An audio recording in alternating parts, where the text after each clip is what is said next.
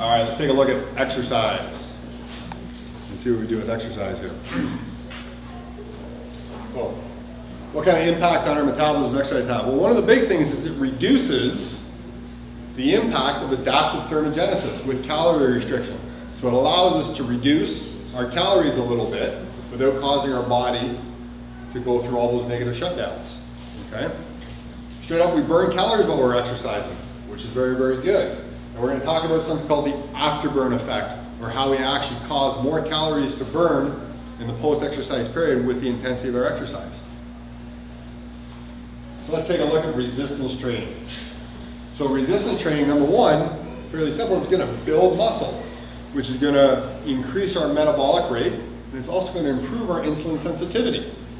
So exercise is going to decrease the amount of insulin your body needs to release, which is a good thing. It reduces your chances of becoming insulin resistant or type 2 diabetic. Okay, it's going to reduce. Why? Because your muscles are going to be looking for that sugar. They're going to be pulling it in. So your insulin doesn't need to open up those channels. Big one here, protects bone mass. Okay? Over here, that's healthy bone. Over here, osteoporotic bone. Okay? And this is something that happens with aging. There's nothing we can do to stop it, but what we can significantly do is decrease the rate at which it happens.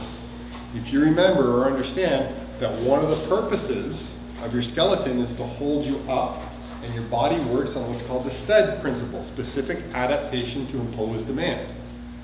And so if we give a specific demand of load, of weight, your body's going to adapt by laying down bone mass. One of the worst things that can happen to us as we age is people get into walkers. Why? Because they lose the ability to walk. But what happens is it changes your gait pattern. And so all of a sudden you lose the impact of stepping every day and you get into a shuffle. And now there's no more vibration going through your skeleton. And all of a sudden there's no more stimulus to maintain bone mass. And people who get into walkers, you get into that shuffle, you watch their bone mass, and all of a sudden you fracture your sternum when you sneeze. It happens. Okay. Another big thing with weight training is it improves your neural control. And that's mostly what we do with exercise training. Is what we're doing is we're manipulating the nervous system. We're giving you drills and exercises and techniques that teach you how to reuse your nervous system. Your nervous system controls everything. And once you learn how to manipulate or control the nervous system, it's amazing what you can make your body do. So what does cardiovascular training do for us? It's good too. It improves your heart and strengthens your vessel function. It improves your ability to extract nutrients and unload waste products. A whole lot of enzymatic changes happen at the level of the muscle, at the level of your lungs, in addition to the strength that your heart improves, because remember your heart's a muscle, in addition to all the strength that your respiratory muscles improve. Okay? We also talk about recovery work. This is something that we like to do. Foam rolling. It improves your recovery speed. Means you can do exercise more frequently. Means when you wake up the next morning, you're like, fuck that, I'm never going back there again. At least hopefully not. Okay? It increases the chance, it lowers your cortisol. Okay? Again, remember, cortisol is one of the things that's going to block us from burning fat. Okay? It's going to cause us to retain water. It maintains mobility. Mobility is your ability to get through ranges of motion. Okay? Mobility is huge when it comes to injury prevention. If somebody can bend over and completely touch their toes and touch their hands flat on the ground with nice straight legs, if they fall or they slip, they have so much more time for their body to catch themselves before they cause injury than somebody who's got no mobility.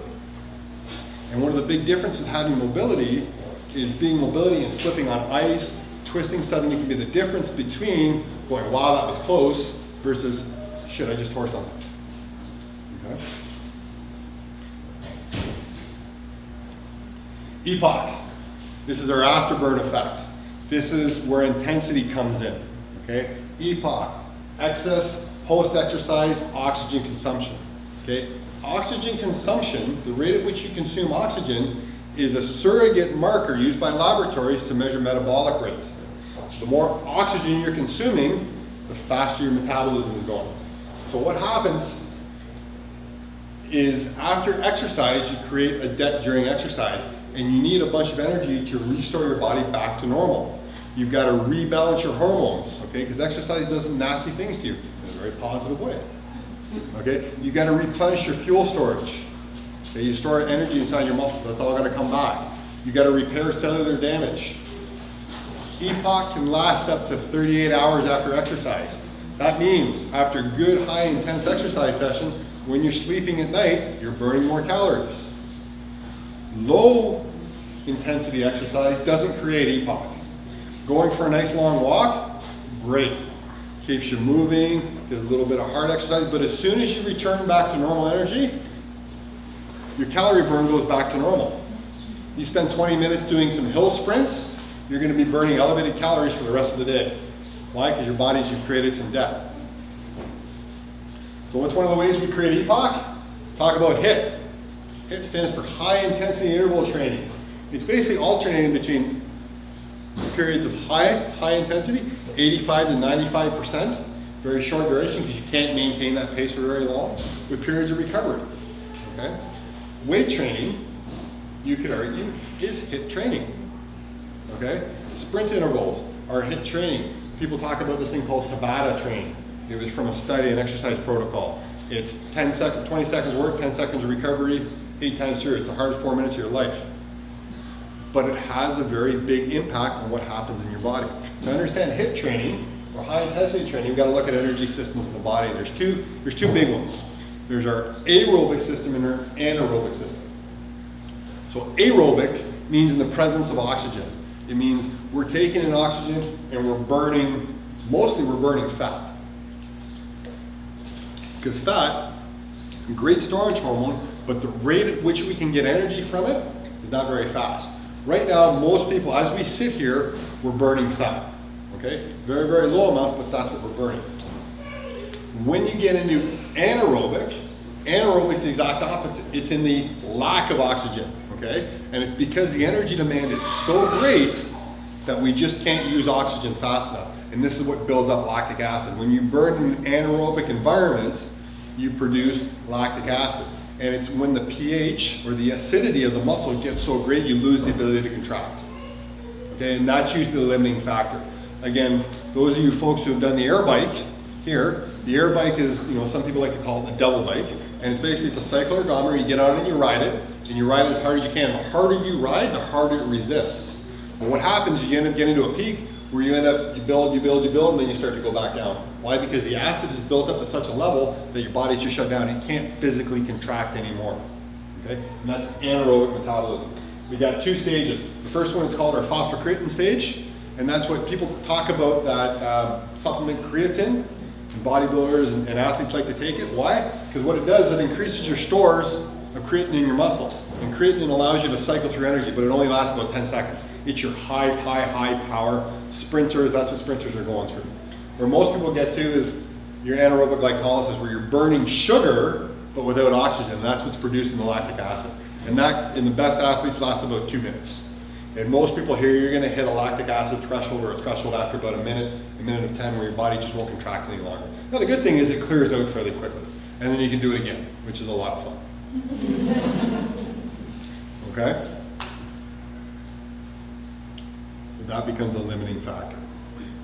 So, what's the impact of HIIT? Well, essentially you're creating a crisis situation in your body. As far as your body knows, there's a whole lot of stuff going on and it needs to respond. Alright? But it responds in a really favorable way. It increases growth hormone, testosterone, endorphins, epinephrine. It does increase cortisol, because you are causing stress, but your body deals with it quite well in this environment, and aldosterone. All these things, these are all, again, our exit hormones. These are all the things that are going to mobilize fat. These are all the things that we want to increase. It's going to cause our body to function in the way we want it. So, a lot of benefits of high intensity interval training. You lose body fat. You strengthen your cardiovascular system because you're basically giving your heart max efforts. Okay, your heart's going to be beating really, really hard. It's going to adapt in a positive way. Okay, you develop, for those of you who play sports, most sports are high intensity segments. Think about soccer. You chase the ball down and then you recover back. Hockey, you go on a shift, you chase the puck down and then you recover back. Most sports are some sort of HIIT. You develop a work capacity. The fastest way to improve your cardiovascular capacity is actually training HIITs. You want to run a marathon? Train HIITs. Because you can't go run 26 miles every day. Your body's going to break down. When you train for a marathon, you run 26 miles maybe every couple of weeks. But you do sprint intervals and you do a lot of this interval training, and that will increase your cardiac capacity much faster than running long distance. Okay? You improve your fat and your carbohydrate oxidation in the skeletal muscle. It means your muscles get better at using fat. Okay? You develop mental toughness, because this stuff ain't easy. It's hard. You really got to push yourself to get to that level. Okay? And you challenge what's called the fast twitch fibers. You have fast twitch and slow twitch fibers. Think about the fast twitch fibers in your body as they're the big V8 engines. They produce a ton of power and they suck a lot of fuel real quick. But those are the ones we want to get to. Those are the ones that adapt the best. Those are the ones that grow the best. Those are the ones that are going to burn the most calories, burn the most amount of energy, the fast twitch fibers.